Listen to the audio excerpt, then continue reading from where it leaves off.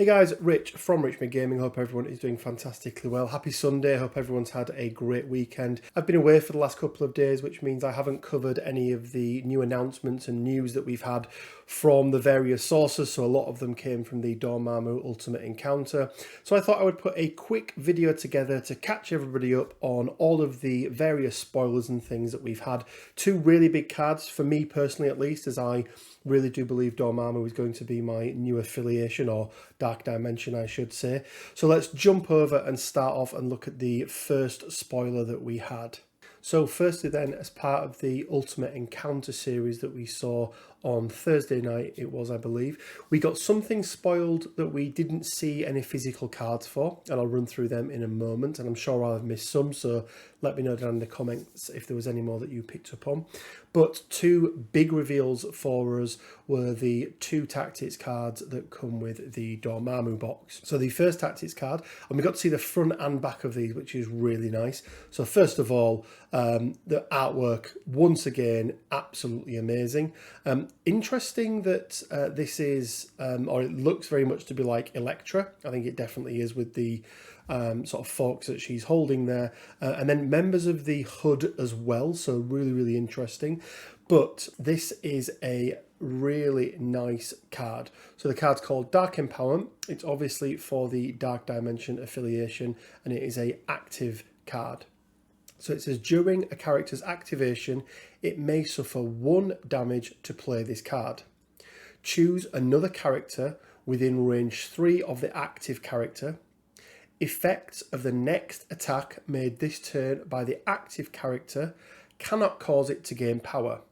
The chosen power gains power equal to the damage dealt by the attack. Now, there's a bit of information there to break down. So first of all, what we do is we pick a character during their activation. They suffer 1 damage. They can then make any attack. Now, the key thing here is that it doesn't have to be an attack that would usually generate power. And that's the really key thing here for some quite nice players with this. So that character makes an attack, and if it would gain power from the attack normally, it doesn't anymore. And then any damage dealt, the chosen character within range 3 gains power equal to that amount. This leads for some really nice combinations. Off the top of my head, I'm thinking with Bob and his excessive violence, which is almost guaranteed to do some damage. It means that you can give more power to Dormammu, where this is typically going to be played, and with that excessive violence, Bob wouldn't have gained any power anyway, so there's no issues there. And yeah, it means you can get some really, really good power onto Dormammu outside of the conventional ways, which is typically your characters taking damage. Now, yes, they need to take 1 damage, but it's significantly better than them taking 1 damage for the 6 power that they've got and only giving Dormammu 1. So huge fan of this card. Really, really like it. I can see some great possibilities with it. So secondly then, we had the second tactics card from the Dormammu box set. This time it is called Dark Restoration, and we can see the picture there of Dormammu in the background with a resurrected crossbones. Once again, absolutely amazing artwork. So let's quickly read through the card. So Dark Restoration, obviously for the Dark Dimension affiliation, and this time it's a reactive card. And it states, during the cleanup phase, Dormammu may spend 6 power to play this card. Place an allied character of threat value 3 or less that has been KO'd this game, so not this round, but this game, within 2 of Dormammu. The character is healthy and has no damage, special conditions, or effects. So this card then is pretty much like what we've seen from things like Age of Ultron and somewhat like Deal with the Devil, but you don't take over another body. Key things to note here are it's going to cost 6 power, but with the card we've previously seen, power generation or Dormammu isn't going to be as hard as it has been previously. And it has to be a threat value of 3 or less. For this one, again, I'm thinking of some amazing threat 3 characters, Valkyrie, Baron Zemo to name but 2, who are going to be able to come back into the battlefield after being KO'd. Now, it does say that the character is healthy and has no damage, special conditions or effects. Would be interesting to see if they come back with any power.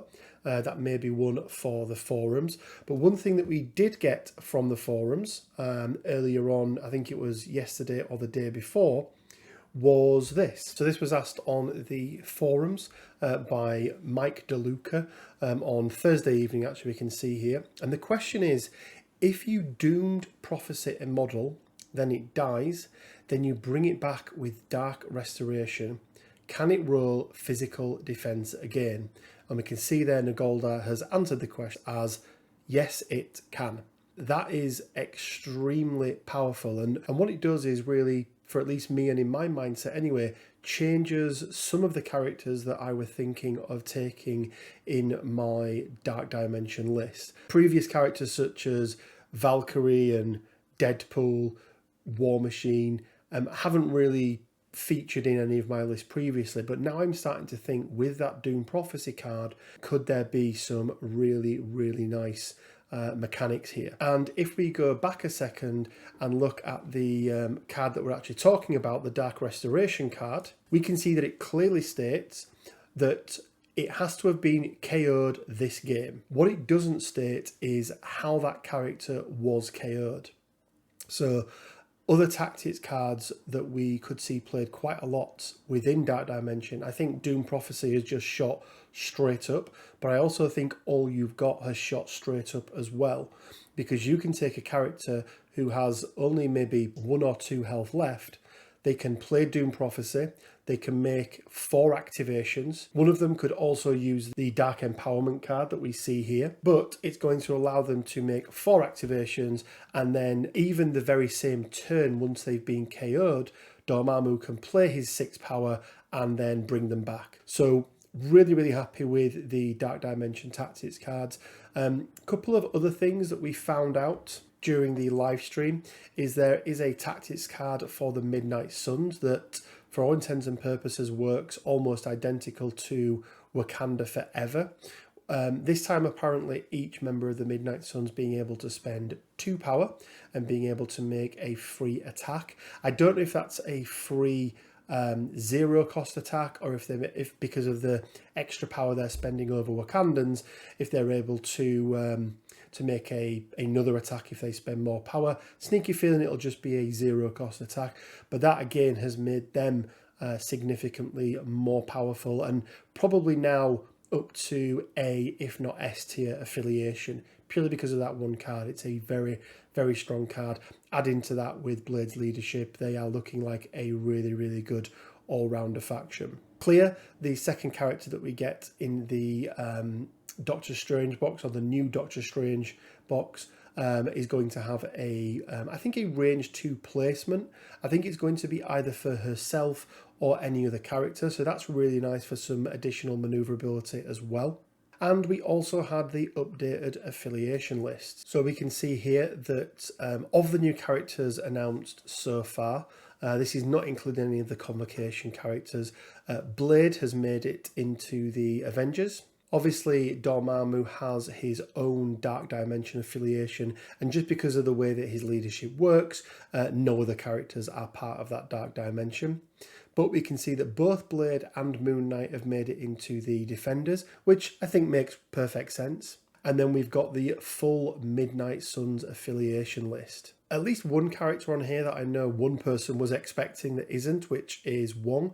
But we've got Blade as the leader, Black Cat, Doctor Strange. Now, just for clarification, that is the original Doctor Strange, not the new release. He hasn't been put into any of the affiliations yet.